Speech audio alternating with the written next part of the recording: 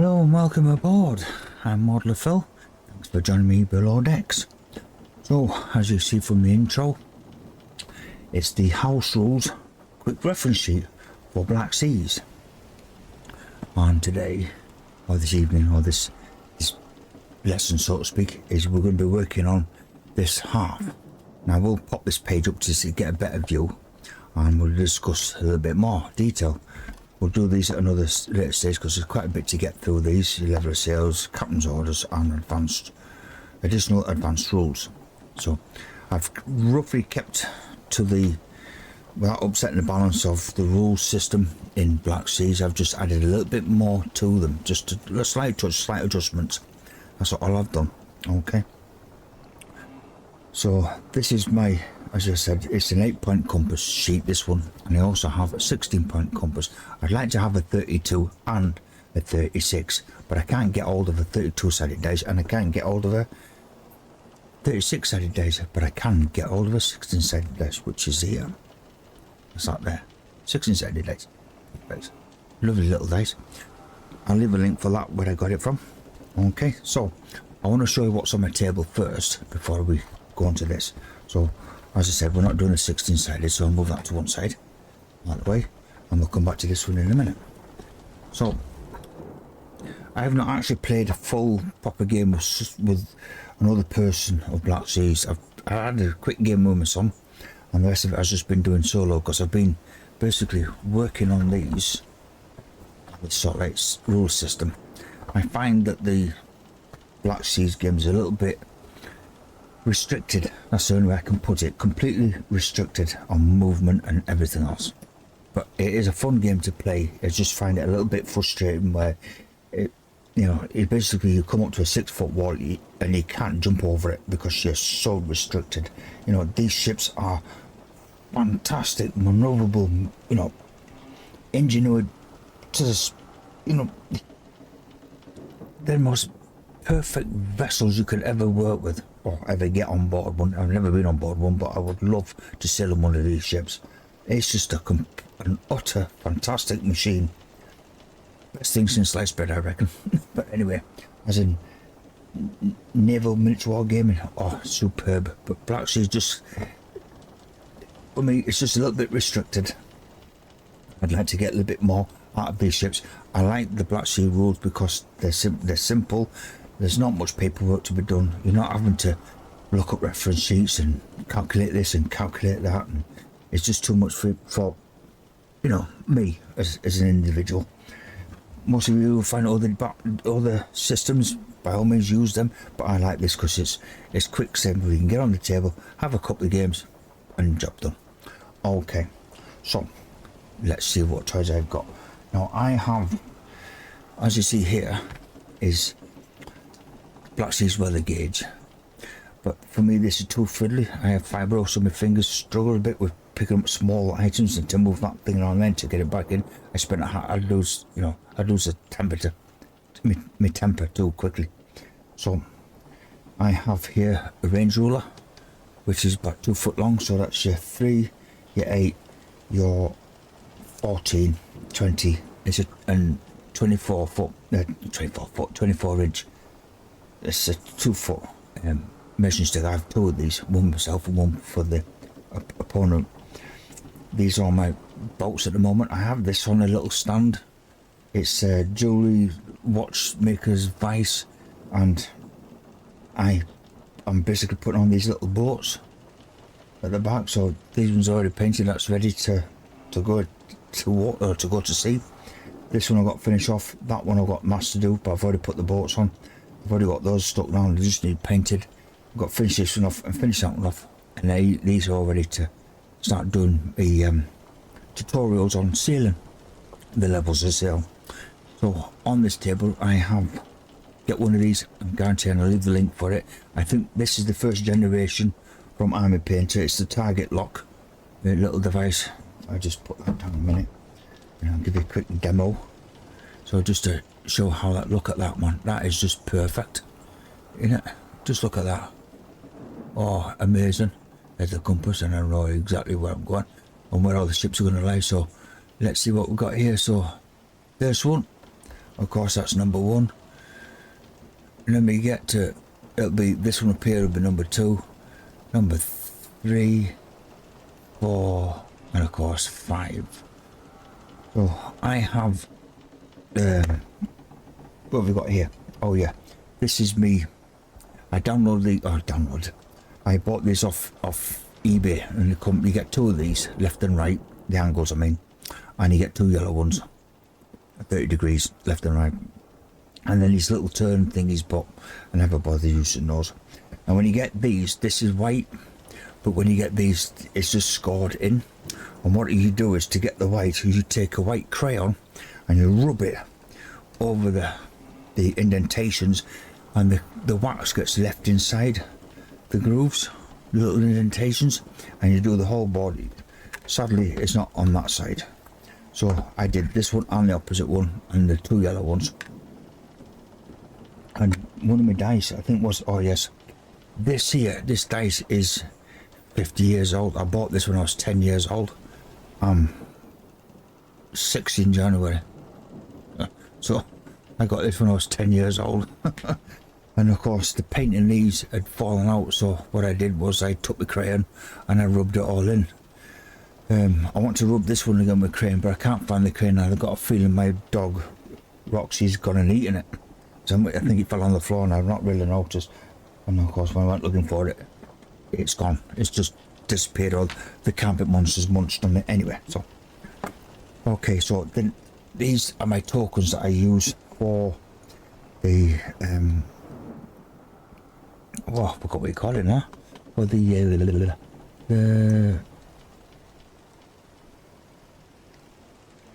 oh, what do I use tokens for? Oh,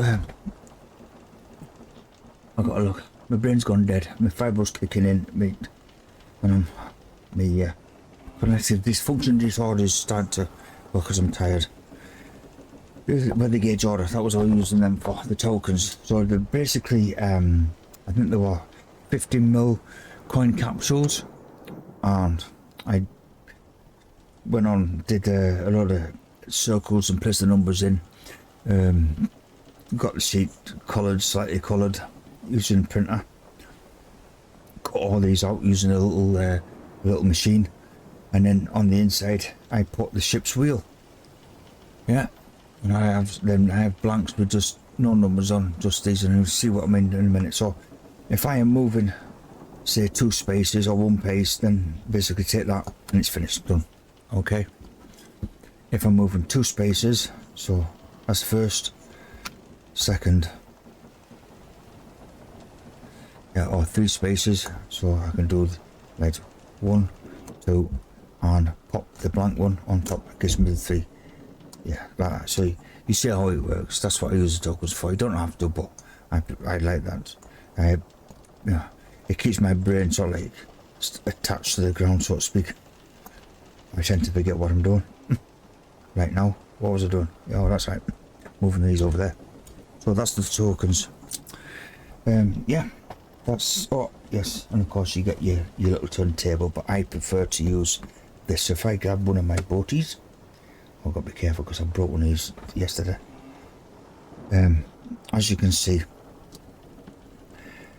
your point is on my dice. I've got little white dots representing, because I have another game called Trafalgar, produced by the same guy who wrote this Blackseas in his younger days. And so of course I have a turn point, and it starts here and finishes there. So in this one, as the brig is on there, we've got to find the frigate, third rate frigate, or brig and frigates. So place that in there, and I move them 5 inches, that's your point, and up to the top, and that's it, 5 inches done. Simple as. Now you can either use, I normally use this if I've got a, sorry, that way around, if I'm doing bigger turns, but we'll come to that later on. We'll do another tour and that is just to give you an example how this works. So at the back, because it's in line with the stern, I have 2 markers, and I place this right in the corner, and when I turn, bonk, done. Simple as. Alright, so that gives you a rough idea how that works. Okay, so let's put this boaty back. These are all magnet, by the way. I'll show them at a later date when I'm going to do tutorials of how I build my ships and how I rig them all. Okay, so other than that, let's get down to my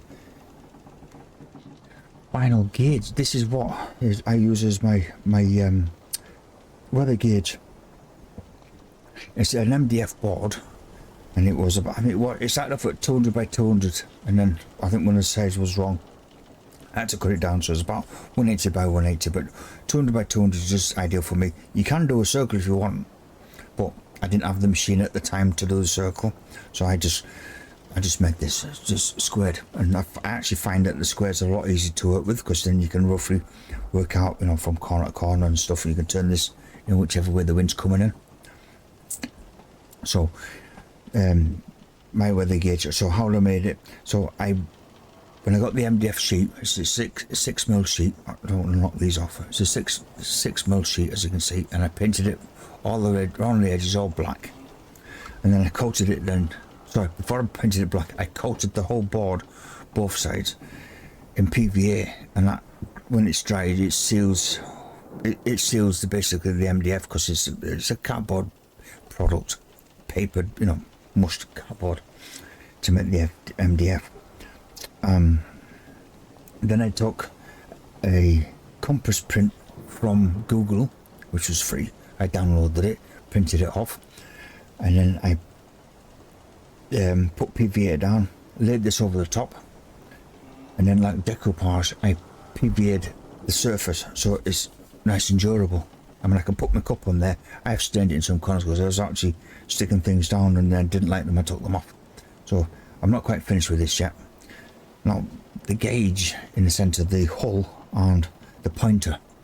Now, when I first got Blackseas, I think it was the Commander and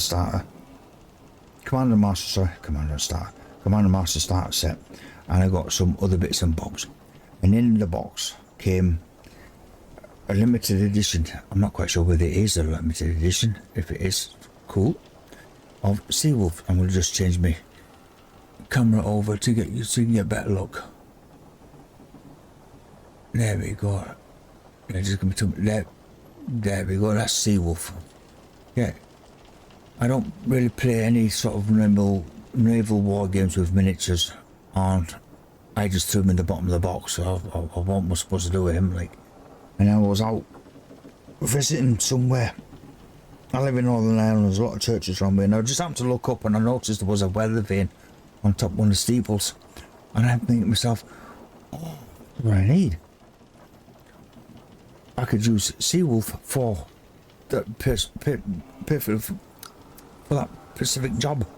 All I got to do is just stick them on my dial. So I did. There we go. Placed a magnet on the bottom of it. On the hull, I have a magnet on this one, and there you go. Bonk, bonk. There we go. So let's say this ship over here, I can then line that ship up with that one, so I know it's travelling northeast. The wind's coming in from, let's roll the D8. It's coming from 6, so it's 1, 2, 3, 4, 5, 6. There we go. That's north, and we're running, so to speak. So we're going with the wind. We're heading that way. As you can imagine, we're going that way. Now we're in irons. Okay, so, and that's basically it. You can, if you want, which way is north.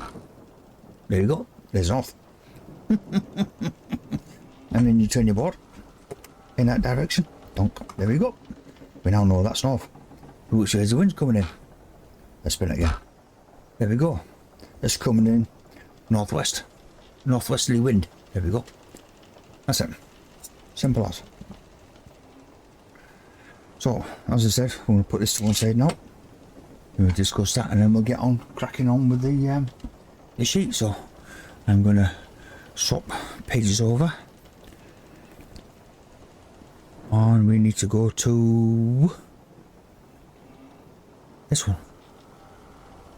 Here we go. Okay, so I need to find my pointing tool, so give me 2 minutes and I shall get it. There we go. Oh, look, it's a black spot. Okay, so the way I've got this set up is quite simple. Bays, which is down here from 1 to 8.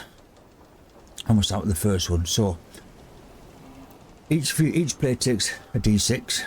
The highest nominates the table edge as north, or use what I've just showed you, the d8, or you spin if you're using a dial like mine, or whatever.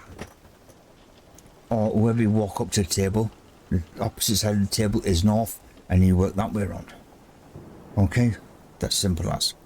And then you roll for wind attitude. Yeah, this is a D to D8. And then the direction, wind direction, so you need 2 D6s. Weather conditions, that's if you want to. You don't have to, but it does add a little bit of ooh, as you can see from here.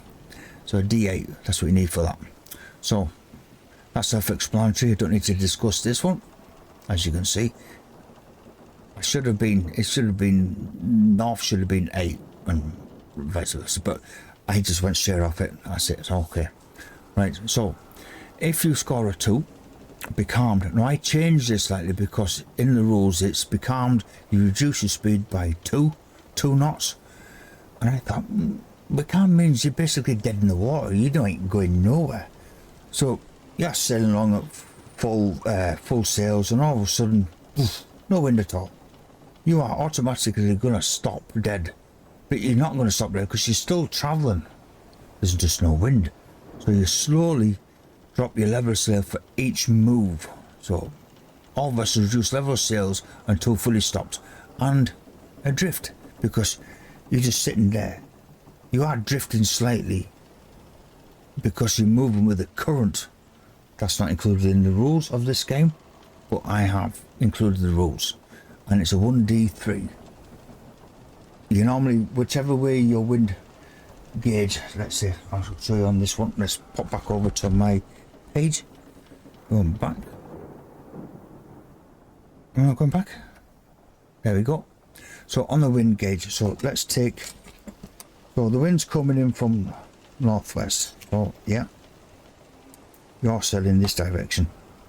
Okay, so the current is traveling, will always be at 90 degrees of the direction the wind's going in, so southwest. So that's the direction the actual current's traveling in. It's always roughly between 0 and 45 degrees of the point of the direction the wind's traveling. Yeah, if you get what I mean. So it's 45 degrees. Would you need to roll a dice in there? You could roll a d8. So I'm saying like 1, 2, 3, 4, 5, 6, 7. Oh, sorry, what is it? 1, 2, 3, 4, 5, 6, 7, 8. You could do it like that if you wanted to. Let's just give you a rough, but I've not included that in the rules. I might put that, because I'm going to have to do another second sheet, because there's still more information that I need to explain on the other sheet when it comes on to doing other bits and bobs. When you see on the sheet, I've got on it there, see notes. Well, there's not enough room on the quick reference sheet that I made, so I'm going to need another one, make up another one, and I'm going to include, this current direction and blah blah blah to find out exactly which way the current's going, because it's from 90 to 45 degrees, and the current's going to change in different areas of the sea. Excuse me. So that gets that out of the way. Okay, so that's just explaining that bit. Okay, so let's get back to the page that we were on. There we are. So that's what I mean by becalmed. So all vessels reduce level of sails until fully stopped and adrift. Now you can, if you want to, I mean, you're not going nowhere.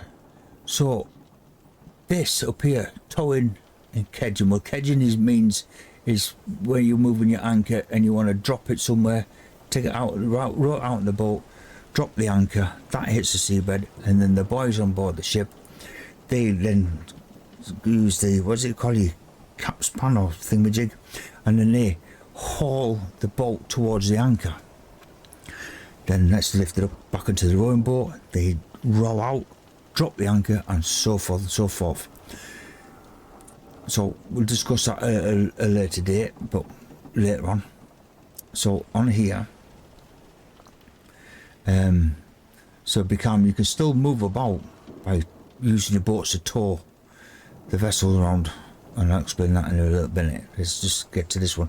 Right, so what I did was I thought about the weather conditions when you becalmed. So I missed out 5 and 6, so rolling weather conditions -5 and 6, because it's a little bit unfair. If you becalmed, it's not going to be rough seas and it's not stormy seas, it's becalmed, it's dead. There are times where I've watched guys on yachts and they're discussing, oh, they're becalmed and we've been stuck here for nearly 6 hours and we're not going anywhere. And then they look across the horizon and the clouds are as black as night. The rain is lashing down and lightning is unbelievable. But that's on the horizon, you know, and they're sitting dead in the water, waiting for that to arrive. You know what I mean? So, anyway. So, if you roll a 3, winds have changed, move the arrow on the wind rows 1 step clockwise. All vessels caught in headwinds are automatically in irons. So the way Blackseas is it means you're tacking.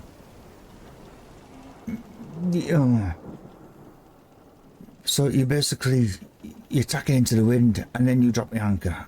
That's a bit like, how could you put it? It's a bit like driving your car and then slamming into a wall at 100 miles an hour. You still got your seatbelt on and you still go through the window. Or your head goes through the window, either way.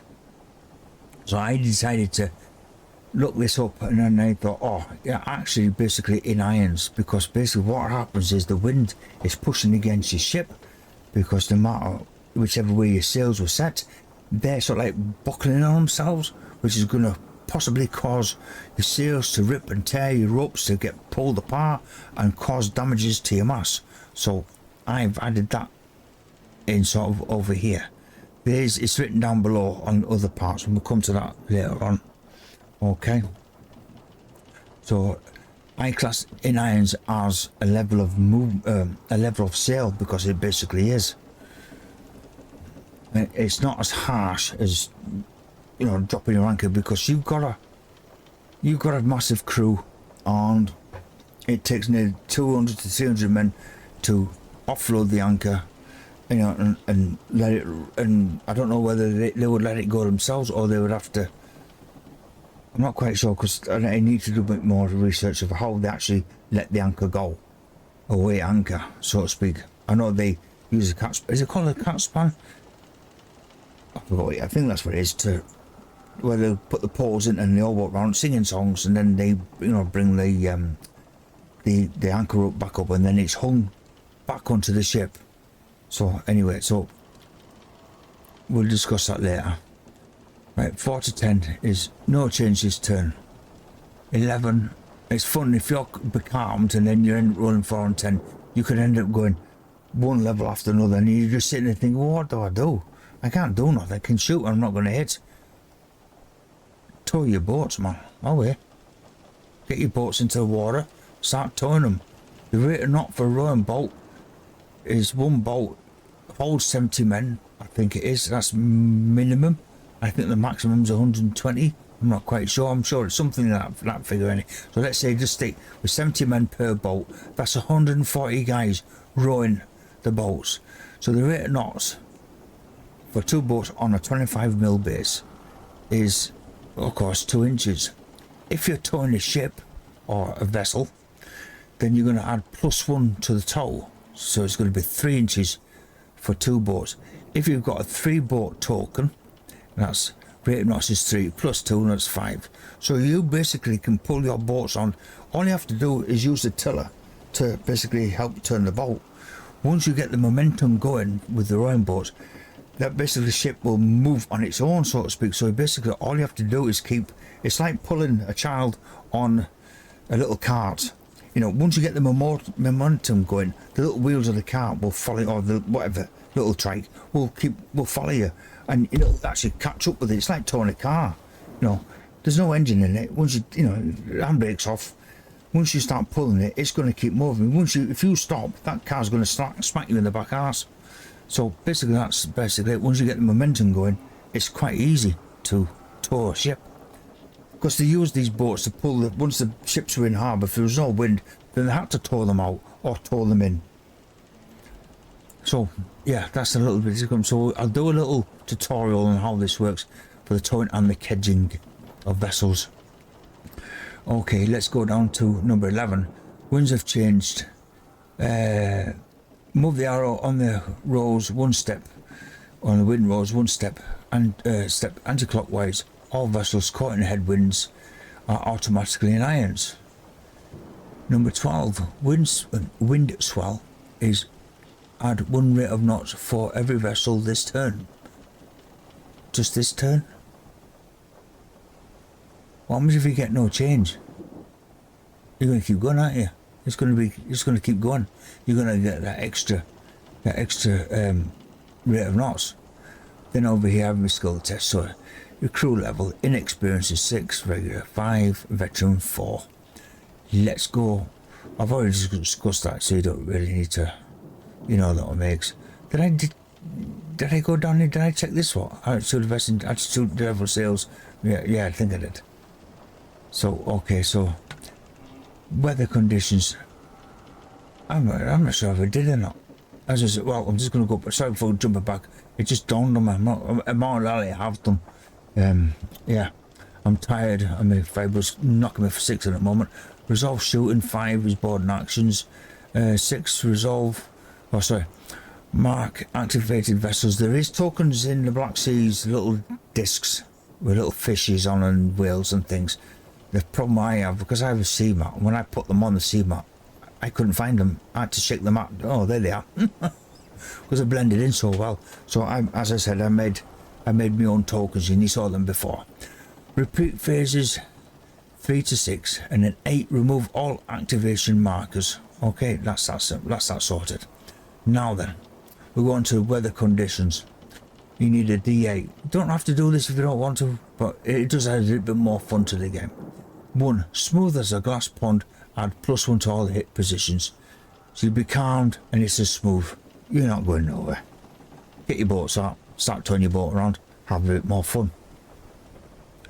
Oh, so in the second quick reference sheet, there will be a little bit of explanation, because I think every ship has, but I think it's between 2 to 3, boats on board. So let's say you have a spare boat or spare boats, your ship, you're sailing, you could row your token over to this person's token, and you'll get an extra additional +1 to the rate of knots, and then +1 for the tow. You go back to this, you can add more on. There's some more a bit of explanation when we get there. A bit confusing at the moment, but that's how that works.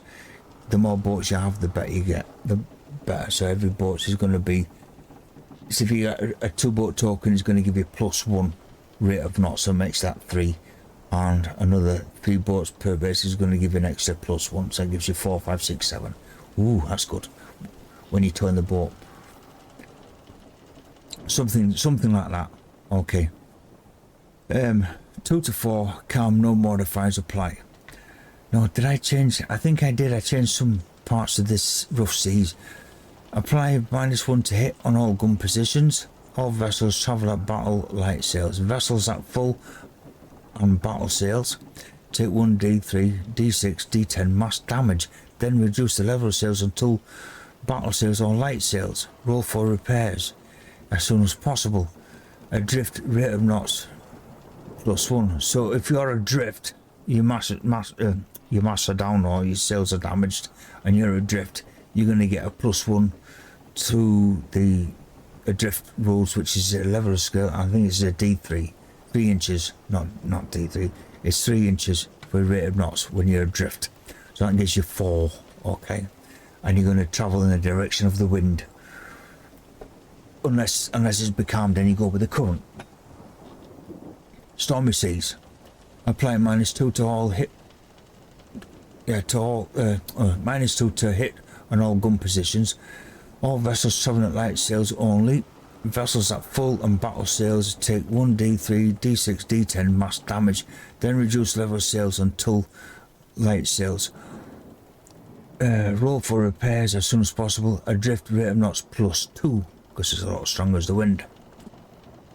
Okay, so now we're down to the last 2, which is 7 and 6. Sorry, 7 and 6. 7 and 8.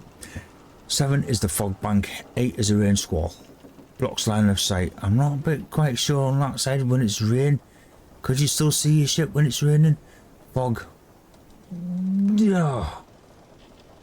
I have to really look at this. I think I will sort something out for the second sheet, just to give you that bit of, because if you're on the edge of the fog cloud, you're sort of like right on the edge. It's the same as a forest. You can basically see out, but someone looking in is going to struggle. So you might get -1 if you're trying to shoot into a fog, and you think like Marston Command, the film. Did you see a vessel? I'm not sure, sir. But did see something, and then bang, yeah. The Frenchman saw them because he was right there. So that's the way I'm going to work that out. So I'll work something like that for the fog bank. Deploy at the start of the game or turn. You roll a 1d3 and the base size. So it's a bit like little clouds. Is a 10 by 10. 2 is 15 by 15. And 3 is 20 by 20 inches. 7, 8, both move in the direction of the wind. Rate of knots is 3, or current, which is 1d3 rate of knots. So if it's becalmed and there's fog, would the fog travel, or would it just lie dormant? Possibly. It's a hard one, that is, because I think a fog will actually stick to the water, so to speak. And it will go in wherever the water is going to dictate where it's going to go, so to speak. But yeah, I have to do a bit more research on that department there. The current. What does the fog? See, I've done a lot of work, and I've in my younger days as a toy soldier, and fog was one of these things that I used to love watching when I was on patrol, knowing how it works. Been stuck on the moors, been in beating squad for the guns, for shoots, and pheasants and that type of thing up on the moorland. And I could see the fog coming in from the far end of the valley, maybe 5-10 miles away. And I kept saying to the gamekeepers, we need to get these boys off this hill. We need to get to the nearest road because that fog's going to be on us. Oh no, it's not. And within 15 minutes, bang, the fog's the fog's on you within minutes. You know, it's just, I just love, sitting on a mountain just watching fog, work its way in and just envelope everything in sight. I used to live in Northumberland on the east coast, and yeah, I used to love the fog. I used to go down to the beach and just walk along the beach in the fog. Amazing.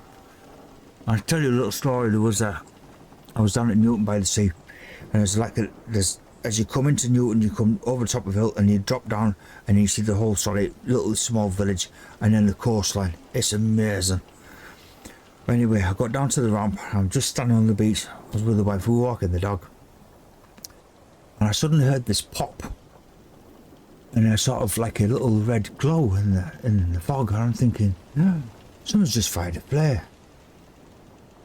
And I would say it'd be maybe 350 feet, between 300 to 500 yards from where I was standing on the beach.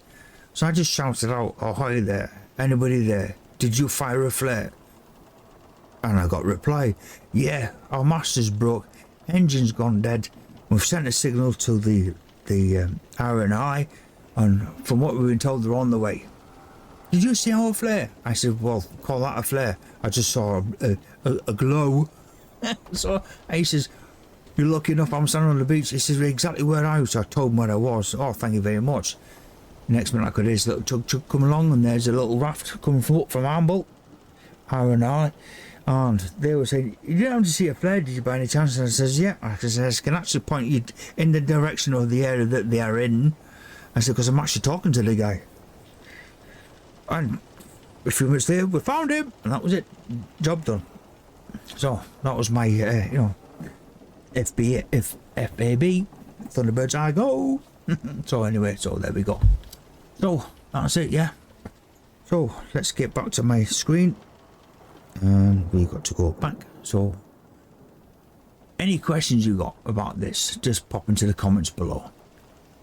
All right, so I don't need to go through this again, but I've left all these. I'm going to leave all these reference sheets in the file section of the Facebook group anyway. So, okay, let's get back. Can I get back to my screen? Oh, not going to let me go. There we go. We're back. Hello. There we are. So that's it, my friends. So this is my sheet, as I said, quick reference sheet. And as of course, you've got level of sales and captain's orders. That's the new thing. And additional and advanced rules. And then on the back I have a little bit more information on the back of the sheet, collision charts and all gun types. I've added all gun type armaments. I've added a little bit more on there, and shooting just a bit more, and I've added windward and leeward onto that as well, and on this part broadsides and stuff. So these are all another section. What's that? Yeah, ammunition types is all on here. Then I've changed these little bits down here a little bit. Just the what did I change? Fire on board. I put them as number 6 because I always kept rolling 5s all the time, and I thought it's a little bit, it should be 6. Should be a 6. So I changed them over a bit. So I made slight adjustments to this. The bottom half is aboard and actions, light sails and anchored and drift only. So that's a little bit more information down there. So okay, so that'll be done at a later date. So as I said, thank you for watching. Please subscribe, leave a comment if you wish, hit the like button, hit the bell, and thank you very much. And I'll catch you later. Bye bye for now.